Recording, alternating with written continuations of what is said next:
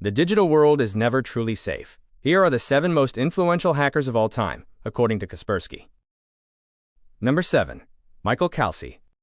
Back in February 2000, a 15-year-old kid named Michael Calci, better known by his hacker alias Mafiaboy, decided to see just how much chaos he could cause from his bedroom.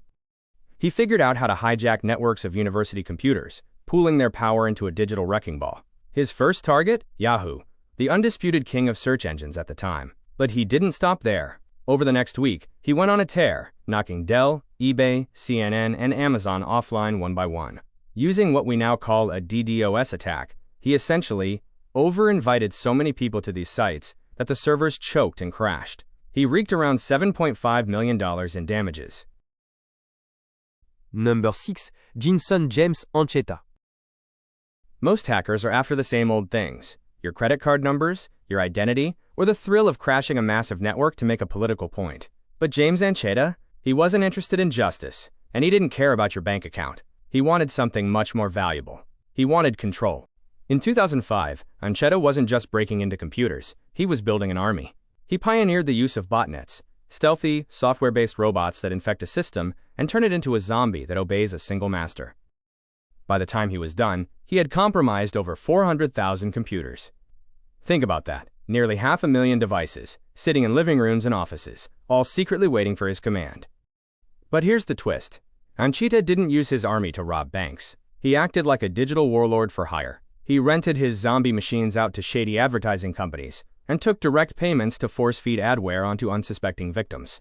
It was a high-tech assembly line of infection, and the money was pouring in. The law eventually caught up. Ancheta was handed a 57-month prison sentence in May 2006, marking a grim milestone in legal history.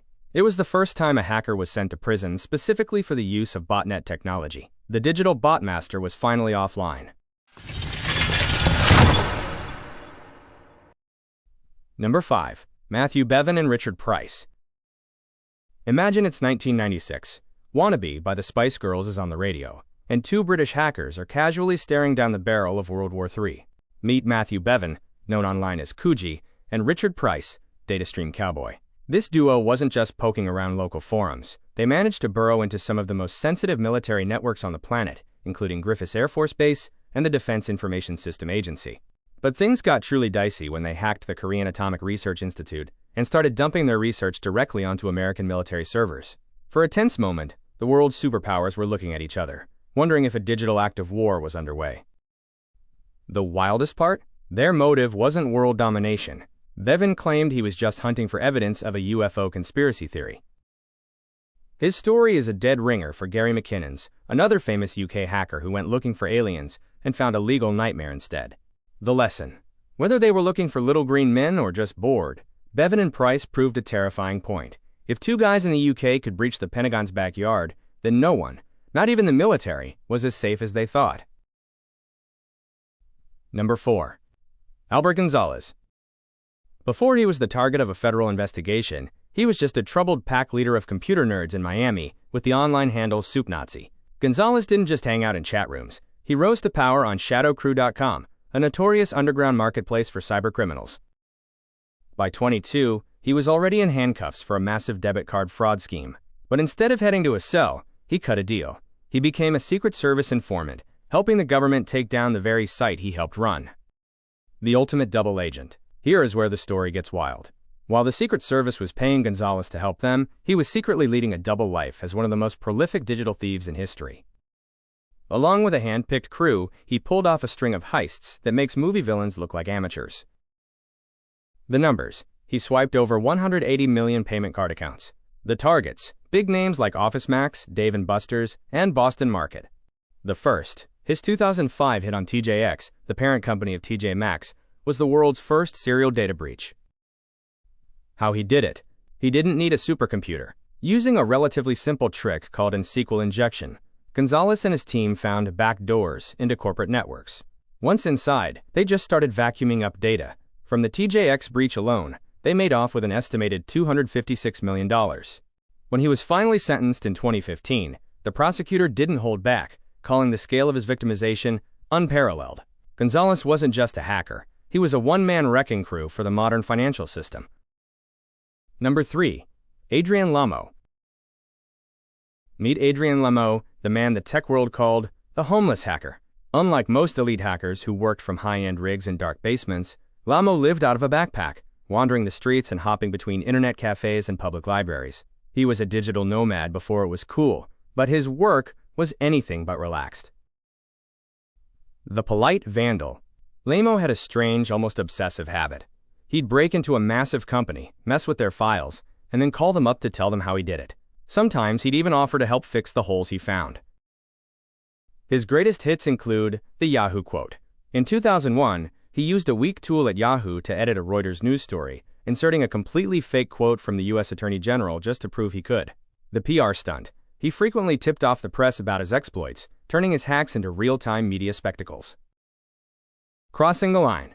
The helpful hacker act hit a wall in 2002 when he set his sights on the New York Times. This wasn't just a prank.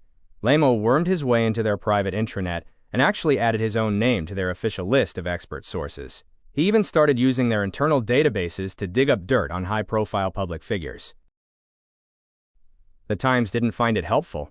Lamo's story is a weird mix of a Robin Hood complex and a craving for attention. While he claimed to be improving security, his breach of one of the world's most respected newspapers proved that even the good guys can go way too far. Adrian Lamo died on March 14, 2018, in Wichita, Kansas, at age 37. Number 2. Anonymous. Enter the world of Anonymous, the faceless collective that turned trolling into a global political force.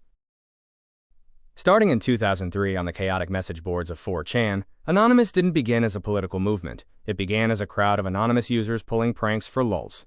But over time, the group evolved into a loosely organized vigilante force focused on a digital version of social justice.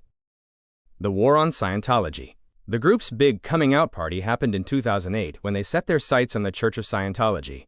This wasn't just a hack. It was a multi-front digital siege. Website blackouts. They hammered Scientology's sites with DDoS attacks, knocking them offline and tanking their Google rankings. Old-school sabotage. In a hilariously low-tech move, they sent black faxes, all black pages that would loop indefinitely, draining the church's fax machines of all their expensive ink. The Mask. In March 2008, Anons took the fight to the streets. Thousands marched past Scientology centers worldwide, wearing the Guy Fawkes mask, which has since become the universal symbol for digital rebellion. The Hydra problem.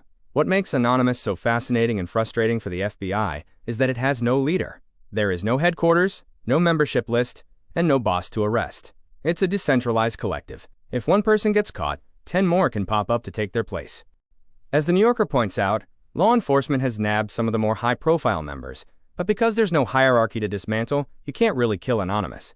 It's less of an organization, and more of an idea that anyone can join just by putting on a mask and opening a laptop. Number 1. Kevin Mitnick. If there were a Mount Rushmore of hackers, Kevin Mitnick would be right in the center.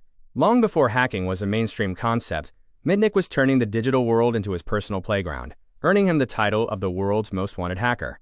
The joyrider of the internet. Mitnick wasn't your typical thief. He didn't hack to drain bank accounts. He did it for the trophy. He called himself an electronic joyrider, driven by pure curiosity and the thrill of proving he could bypass the most secure systems on Earth. His legendary resume includes the NORAD hack. As a teenager in 1982, he reportedly broke into the North American Defense Command. If that sounds like a movie plot, that's because it is. It served as the inspiration for the 1983 cult classic film War Games. The DEC heist. In 1989, he stole $1 million worth of software from Digital Equipment Corporation. This was the hit that truly put him on the FBI's radar. The fugitive years.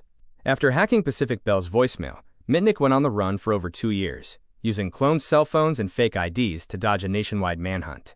The man who could whistle a nuclear war.